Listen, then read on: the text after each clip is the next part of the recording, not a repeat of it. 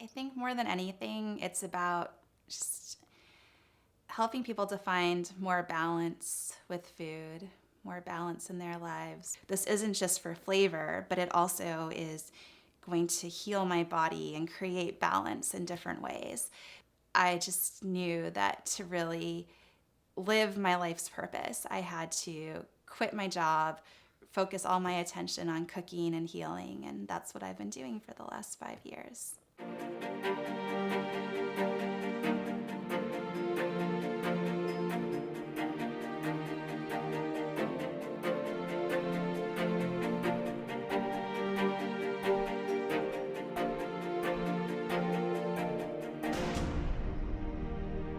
Started out as my mother's sous chef, and by 6 or 7, I had the Better Homes and Gardens Junior Cookbook. And my dream Saturday morning was not about cartoons, but was about kicking my mom out of the kitchen and being able to make pancakes or French toast for the family. Relative to everybody else in Texas, I was definitely on the healthier end of things. And also, I think more than anything, my mom cooked a lot. So pretty much every weeknight she was in the kitchen cooking.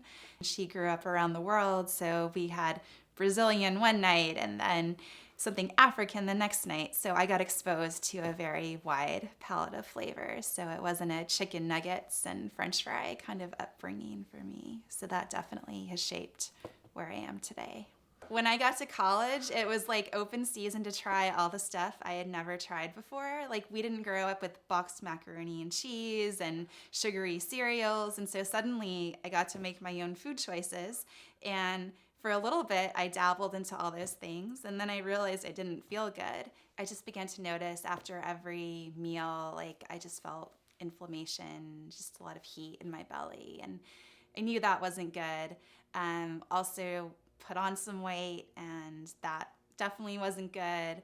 And so just little things I could tell my body was upset. And I began to realize in that year that the only time of day when I was really happy was in the evening when I went home. I was off campus at home and cooking.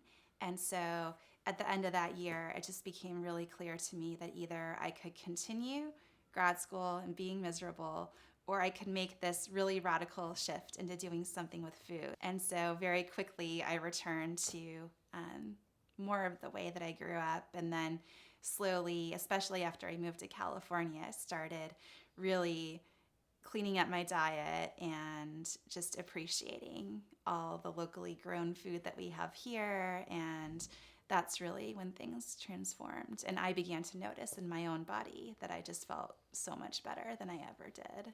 And when I first heard about Ayurveda, it made so much sense to me.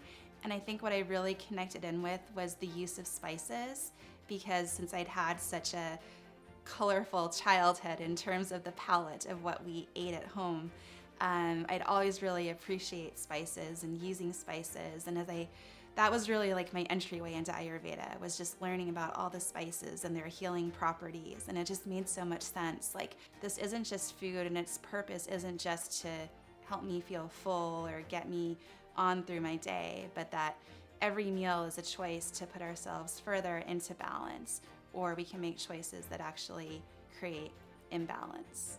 So my grandmother always says that she can never do what I do because you put in so much work and then people eat everything and there's nothing left. And for me, the most rewarding thing is when there is no food left, because I know that people have really loved it and enjoyed it, and that it's nourishing them to do whatever it is that they love in the world.